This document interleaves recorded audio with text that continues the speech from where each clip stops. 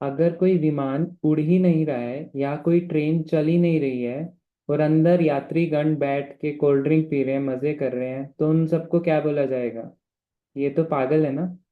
तो वैसे ही ये मनुष्य जीवन है। मनुष्य जीवन में ठीक है, कंफर्ट लिया जा सकता है लाइफ का, थोड़ा एंजॉय करा जा सकता है, बट अगर हम सही डायरेक्शन की ओर आगे नहीं बढ़ रहे हैं तो हमें वैसे ही पागल समझा जाएगा जैसे कोई लोग एरोप्लेन में बैठ के और एरोप्लेन बस खड़ा हुआ है। तो प्रपात जी इसी से स्टार्ट कर रहे हैं कि फर्स्ट क्लास कोच में कंफर्ट है, बट उसका फायदा ही क्या अगर वो अपने गंतव्य स्थान पे नहीं जा रहा है? तो वो एयर कंडीशन का क्या फायदा? और जो आज की सिविलाइजेशन है, प्रपात जी कह रहे हैं, वो बॉडीली कंफर्ट की तरफ ज्यादा है rather than our ultimate benefit. हमारे अल्टीमेट बेनिफिट को नजरअंदाज करके वो हमारे बॉडीली कंफर्ट पे ज्यादा ध्यान रखती है। फॉर एग्जाम्पल, हम हमारे पास जो इमीडिएट प्रॉब्लम होती है उसको सॉल्व करने के लिए बहुत ज़्यादा चिंतित होते हैं। बट अगर हम लाइफ को थोड़ा सा जूम आउट करके देखें, जैसे फोटो होती है ना, फोटो को जूम आउट करते हैं, हम जूम इन करके देख रहे हैं लाइफ को, लेकिन अगर हम जूम आउट करके देखें तो हमें दिखेगा कि लाइफ की प्रॉब्लम ये नहीं है जो हम सॉल्व करना चाह रहे हैं। लाइफ की प्रॉब्लम कुछ और है। वैसे ही प्रपात जी और बता रहे हैं हमें, एंड प्रपात जी बता रहे हैं कि कोई अल्टीमेट बेनिफिट नहीं है किसमें, हमारे शरीर को सज्जा करने में, शरीर को सजाने में। और एक्सपेंस क्या है इसका? कोई भी चीज करने से एक्सपेंस लगता है, क्योंकि हम बाकी चीज नहीं कर पा रहे हैं एट द एक्सपेंस ऑफ। अगर हम अपनी मूलभूत हमारी जरूरत को अगर भूल जाएंगे तो प्रपात जी कह रहे हैं उसका कोई फायदा नहीं है। और ये मनुष्य जीवन बना ही इसलिए है कि हम स्पिरिचुअल डेस्टिनेशन की तरफ बढ़ पाए। एक तथ्य बताते हैं, शास्त्रों में आता है कि जितने भी 14 प्लेनेटरी सिस्टम है ना हमारे, ये भूमंडल, भू से ऊपर स्वर्ग या उच्च लोक जितने भी हैं, इंद्र से लेके ब्रह्मा ब्रह्मा जी, या फिर हमारे पृथ्वी से जो नीचे हैं, सभी मानव बनना चाहते हैं। उनके पास इतना कंफर्ट है। इंद्र इंद्र तो पूरा ऑलमोस्ट मटेरियल वर्ल्ड का राजा ही है। स्वर्ग का राजा मतलब कंट्रोल कर रहा है वो पूरे मटेरियल सिस्टम को। वो सब मनुष्य बनना चाहते हैं, सारे देवी देवताएं मनुष्य बनना चाहती हैं। और पृथ्वी से नीचे जितने भी लोग हैं सब मनुष्य बनना चाहते हैं, और जब वो मनुष्य को देखते हैं तो वो सोचते हैं कि वो कब मनुष्य बन पाएंगे। आप सोचोगे कि ऐसा क्यों है, वो क्यों मनुष्य बनना चाहते हैं? कोई गेस करना चाहेगा?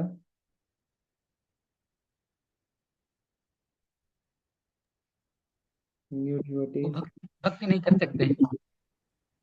यस, वो भक्ति नहीं कर सकते। क्यों नहीं भक्ति कर सकते? भक्ति क्यों नहीं कर सकते? वो उनके पास भी शरीर है। क्योंकि वो इतनी सुख सुविधा है उनके पास, वो भगवान को याद ही नहीं करेंगे। यस, तो उनके पास बहुत ऐश्वर्य है, तो भगवान को याद करने का कोई नीड नहीं है।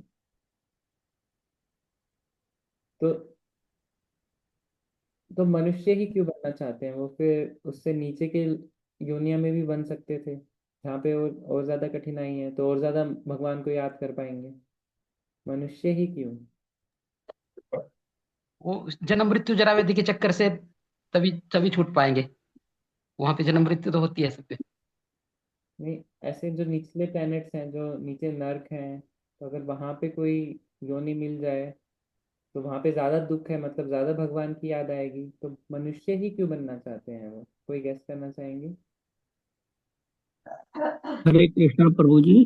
मनुष्य योनि ही ऐसी है जो भक्ति करके अपने धाम वापस, अपने भगवान के घर वापस जा सकता है। ये एक तटस्थ शक्ति है। ऐसे तट पर मनुष्य खड़ा होता है, वो चाहे तो भूमि की तरफ आ सकता है या समुद्र के बीच में जा सकता है। हरे कृष्णा। ऐसा ऐसा ठीक है लिखा है, बट ऐसा क्यों है? और ऐसे एग्जाम्पल्स भी हैं हमारे पास कि कोई असुर की योनि से भगवान के पास गया, वृतासुर का एग्जाम्पल है। तो माय क्वेश्चन इज, ऐसा क्या है मनुष्य योनि में कि सब मनुष्य योनि ही बनना चाहते हैं? अगर भगवान को याद करना है तो जितनी ज्यादा कठिनाई उतनी ज्यादा भगवान को याद। तो सब नर्क नर्क में क्यों नहीं जाना चाहते देवी देवता है कि वहां जाके भगवान को ज्यादा याद कर पाएंगे?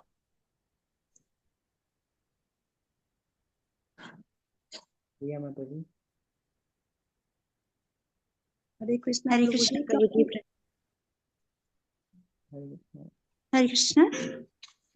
माता जी हरे तृप्ति। कृष्ण प्रभु जी, प्रणाम। प्रिया माता जी। प्रभु जी। एक ये तृप्ति माता। यस।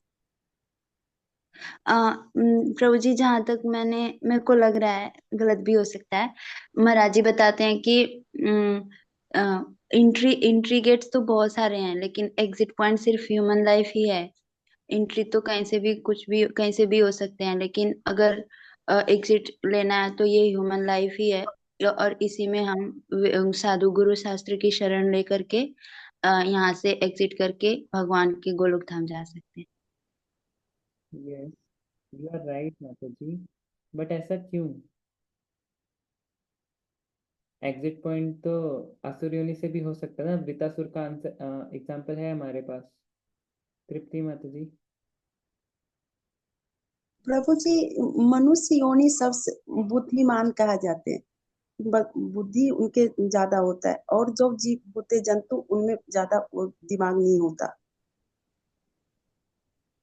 इसलिए हम भगवान की भक्ति, गुरु की आश्रय ले सकते हैं। फिर भगवान गुरु हमें भगवान के बारे में बताएंगे, तो हम उनको समझेंगे कि भगवान के धाम कैसे जाया जाता है। जहाँ तक बुद्धि की बात है माता जी, तो बुद्धि तो कुछ ऐसे मतलब भूमंडल से नीचे और भी हमारे 14 प्लैनेट भी कुछ। तो एक प्लैनेट ऐसा है जहाँ पे बलि महाराज रहते हैं।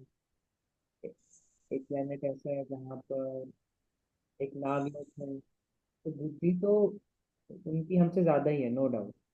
तो बुद्धि तो नहीं बोला जा सकता कि बुद्धि के कारण। और भगवान बुद्धि के बल पे मिलते तो सब साइंटिस्ट आप भगवान को पा चुके होते। सब फिलोसोफर्स, सब राइटर्स, राइट।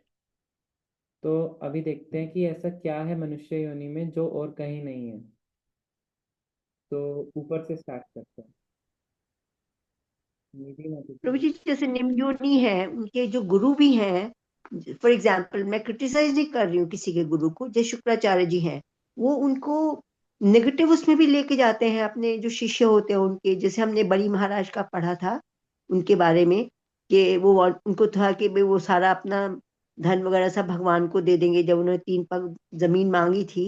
जबकि जो मनुष्य के जो गुरु होते हैं, जो हमारे गुरु हुए हैं, हमारे गुरु, पहली बात उनको आसक्ति नहीं होती इन चीजों में, धन वगैरह में आसक्ति नहीं होती, तो वो हमें राइट पाथ दे सकते हैं। मैं ये नहीं बोल रही कि शुक्राचार्य जी गलत थे या गलत जैसे भी थे, he wanted to save his disciple, but to that extent also हमें नहीं गलत है। हम आप बहुत फॉर्चुनेट हैं कि आपको ऐसे गुरु मिले जिनकी धन में आसक्ति नहीं है। बट हम दोनों एग्जाम्पल आवाज बहुत कम आ रही है, ये वॉइस मुझे मालूम बहुत नहीं, कम मेरे आ फोन रही नहीं है। हमारे, एक सेकंड में देखता हूँ। जी प्रभु जी। अभी ठीक है? अब ठीक है। तो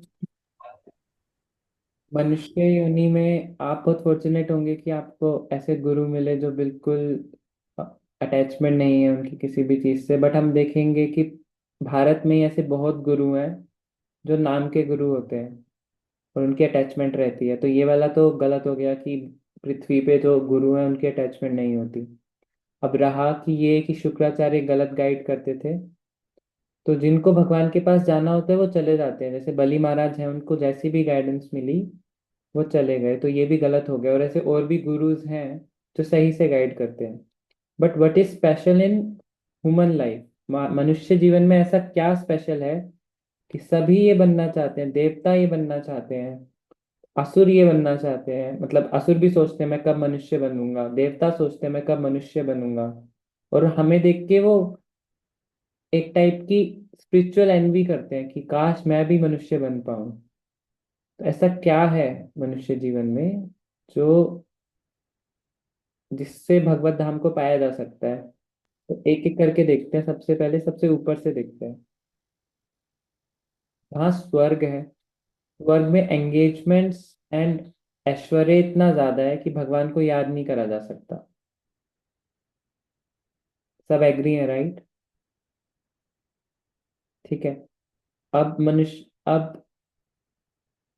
नर्क लोक में देख लेते हैं। नर्क लोक में क्या है? वहां पे पीड़ा इतनी ज्यादा है, वहां पे कष्ट इतने ज्यादा है कि भगवान को याद करना कठिन है, राइट? और पशु योनि में क्या है? वहां पे बुद्धि कम है, वहां पे समझा नहीं जा सकता भगवान को। एक मनुष्य योनि ही ऐसी है जो जिसका मस्तिष्क भगवान ने पूर्ण समर्थता दी है कि भगवान को समझा जाया जा सकता है। At the same time comfort इतना दिया है कि हम भक्ति ठीक से कर सकें, और पीड़ा भी इतनी दी है कि हम समझ सके कि अगर हम भक्ति करेंगे तो ही यही सॉल्यूशन है। तो जो बैलेंस है ना भक्त पीड़ा का और कंफर्ट का, वो बिल्कुल बैलेंस है। ना ज्यादा कंफर्ट है और ना ही ज्यादा पीड़ा है।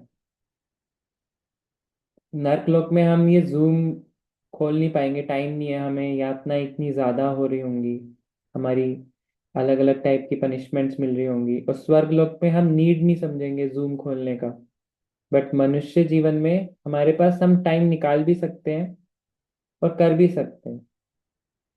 और हम ये समझेंगे बिकॉज पीड़ा भी है, तो हम समझेंगे कि स्पिरिचुअल लाइफ की नीड है। तो इसी कारण से देवी देवताओं भी सोचते हैं कि मैं कब मनुष्य बन पाऊंगा। ऐसा शास्त्रों में आता है। तो मनुष्य जीवन इतना दुर्लभ है, अति दुर्लभ, अति दुर्लभ, अति दुर्लभ। उसके बाद प्रपात जी हमें क्या बता रहे हैं? लेकिन अनफॉर्चुनेटली क्या होता है, अभी हमने नाव का एग्जाम्पल देखा था कि नाव है ये मनुष्य जीवन जो कि इस भव सागर के पार जा सकती है। बट प्रपात जी कह रहे हैं कि दुर्भाग्यवश ये जो बॉडी है एंकर्ड हो जाती है। एंकर्ड एंकर होता है ना, आपने देखा होगा। जो भी बोट होती है, बोट का एक एंकर होता है, हिंदी में क्या बोलते हैं उसको? प्रभु जी उसको हुक डालते हैं, बोट को ना हुक डाल के ना उसको वहां पर शोर पे, जो वो सी शोर है या कुछ भी ऐसी जगह है, उसको वहां पर वो रोक सकते हैं उसको ना। लंगर लंगर डालते हैं। लंगर, लंगर, हाँ यस, लंगर, आई थिंक लंगर। अगर लंगर डाल दिया तो क्या बोट कहीं चल पाएगी? नहीं चल पाएगी। तो प्रपात जी बोल रहे हैं कि ये जो बॉडी है, ऑल्दो ये पार कर सकती है, बट ये अभी एंकर्ड है। एंकर्ड किससे एंकर्ड है? ये मुंडेन कॉन्शियसनेस। मुंडेन मतलब इसी भौतिक आसक्ति, कोई भौतिक सामग्री से आसक्ति, धन से आसक्ति, किसी वस्तु से आसक्ति। तो प्रपात जी ने 5 आसक्तियां बताई हैं हमें, एक एक करके देखते हैं। पहली आसक्ति होती है हमारी खुद की बॉडी के प्रति, क्योंकि हमारे हमारे लिए इमीडिएट चीज क्या है? बॉडी। सेकंड आसक्ति क्या होगी? ये बॉडी जिससे रिलेट करती है, यानी कि माता पिता, पति, पुत्र पुत्री, जो भी हमारे संबंध है, वो भी आ सकती है। Body first. सेकंड लेवल की आ सकती हमारे रिलेटिव्स, इमीडिएट रिलेटिव्स या दूर के रिलेटिव्स। अभी रिलेटिव के बाद थर्ड चीज किसकी आ सकती होती है? हम हमारे धन, धन की, संपत्ति की, लैंड की। ये थर्ड लेवल की कि बॉडी ने कहाँ जन्म लिया, बॉडी के पास कितना संपत्ति है, जो भी सामग्री है। ये थर्ड लेवल की आ सकती। धीरे धीरे बॉडी से ही निकली है सारी की सारी। अब फोर्थ लेवल की आसक्ति क्या होगी? Material science. भौतिक विज्ञान की। यस, यस माता जी। नहीं प्रभु जी, वही कह रहे हैं, भौतिक विज्ञान के प्रति यस, भौतिक विज्ञान के प्रति आसक्ति, क्योंकि हम जो पढ़ते हैं या फिर हम जो देखते हैं उसके पीछे ज़्यादा क्यूरियस होते हैं रेदर देन जो शास्त्रों में लिखा है। साइंटिस्ट किस लिए क्यूरियस है कि कोई और प्लैनेट तो नहीं है। शास्त्रों में लिखा है कि प्लैनेट्स हैं, वहाँ पे भी जीवन है, बट उसमें पहुँचने का तरीका अलग है। बट एक साइंटिस्ट क्या सोचेगा, मैं बस स्पेस सूट पहन के कैसे भी पहुँच जाऊँ वहाँ पे। उसे ये भी समझना है कि वहाँ अगर वो पहुँच भी गया तो उसे कुछ नहीं मिलेगा वहाँ पे, बिकॉज उसे स्पेस सूट में ही रहना है, वहाँ ऑक्सीजन नहीं है। उस एक बॉडी चाहिए दूसरे ग्रह पे जाने के लिए, एक सूटेबल बॉडी। और पांचवी लेवल की आसक्ति क्या है? Attachment to religious forms and holy rituals. कुछ लोग होते हैं ना, बहुत धार्मिक होते हैं, बट उन्हें पता नहीं होता वो क्यों कर रहे हैं, बस कर रहे हैं। गंगा में गए, नहा के आ गए, मंदिर गए, घंटी बजा के आ गए, और वो रोज करते हैं ये। रोज उनका स्केड्यूल होता है। सतोगुण में रहते हैं, सुबह उठते हैं, मंदिर जाते हैं, करके आ जाते हैं, बट उन्हें पता नहीं है। बट वो भी एक आसक्ति हो गया, क्योंकि वो एक मैकेनिकल तौर पे कर रहे हैं। कोई भावना से नहीं कर रहे। तो therefore these are the 5 attachment जो प्रपात जी लिख रहे हैं। एंड फिर प्रपात जी क्या बता रहे हैं कि इन आसक्ति के कारण ये जो मनुष्य रूपी जो नाव है वो एक जगह रुक जाती है। एंड चैप्टर 15 भगवत गीता में ये जो आसक्ति है, इनको एक बैनियन ट्री के रूप में एक कंपेयर करा गया। बैनियन ट्री यानी कि बरगद बोलते हैं ना हिंदी में, बरगद का पेड़ कैसा होता जी हाँ। है? बहुत विशाल। वट वृक्ष। उसकी जड़ें चारों तरफ फैली होती हैं। कहाँ जड़ है कहाँ तना कुछ समझ नहीं आता। अगर आपने बहुत पुराना कोई देखा होगा ना, 100-150 साल पुराना वट वृक्ष, तो आपको समझ में आएगा कि वो बहुत विशाल होता है। कब दूसरा एक पेड़ खत्म होता है, दूसरा पेड़ शुरू होता है, ये भी समझ नहीं आता। तो ये जो मटेरियल वर्ल्ड है, इसको ऐसे ही कंपेयर करा गया है चैप्टर 15 में कि ये वट वृक्ष के समान है।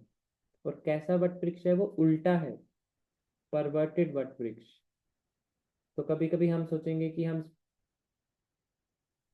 कुछ कुछ दम्भी लोग सोचते हैं कि हम बहुत बड़े स्पिरिचुअलिस्ट हैं, हम बहुत धार्मिक लोग हैं।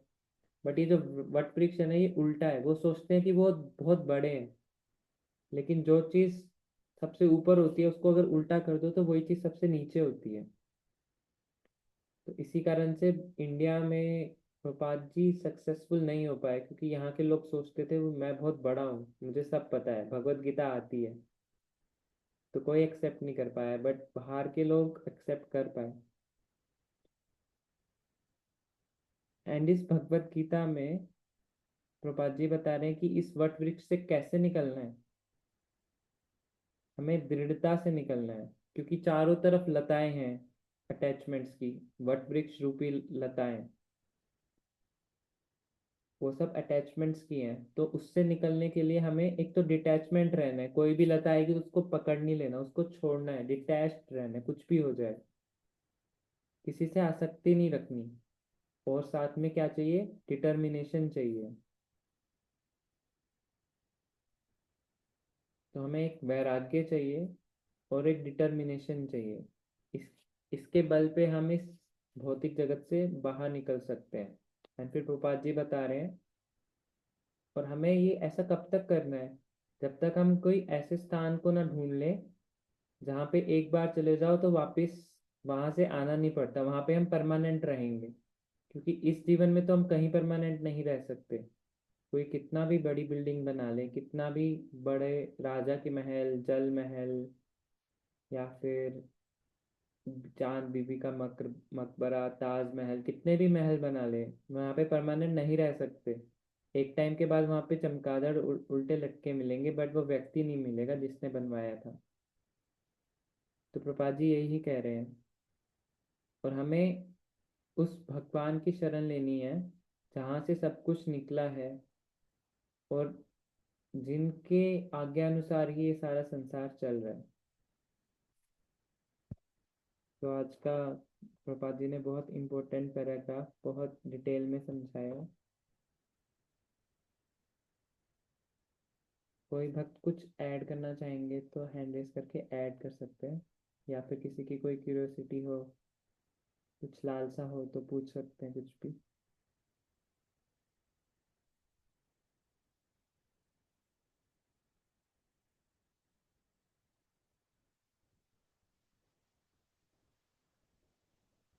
Yes, sign of intelligence is asking questions. मनुष्य जीवन है, उसका हमें सदुपयोग करना है। ठीक है अनीता माता जी। हरे कृष्णा प्रभु जी। प्रभु जी, ये जो चौथा नंबर में है लिखा हुआ कि भौतिक विज्ञान के प्रति आसक्ति रखना जो सदा ही आध्यात्मिक प्रकाश के अभाव के कारण रहस्यमय बना रहता है, इसका मतलब थोड़ा सा समझ में नहीं आया। रहस्यमय बना रहता है।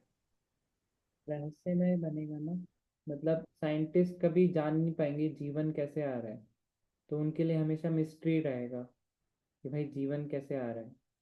उनके लिए मिस्ट्री रहेगा कि किसने बनाया है कि पेड़ से ऑक्सीजन निकलेगा और हम कार्बन डाइऑक्साइड छोड़ेंगे और पेड़ कार्बन डाइऑक्साइड लेगा, एक साइकिल बनेगा। साइकिल बना हुआ है, बट उनके लिए एक हमेशा आश्चर्य रहेगा।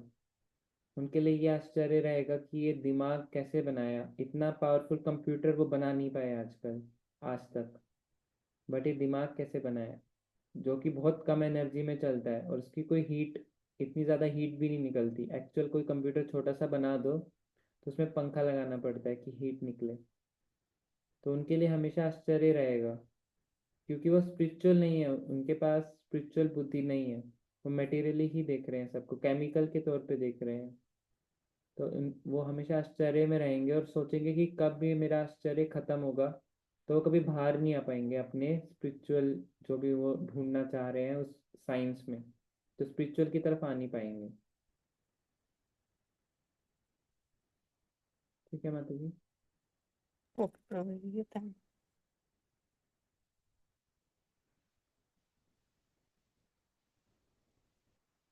और कोई कुछ ऐड करना चाहते हैं?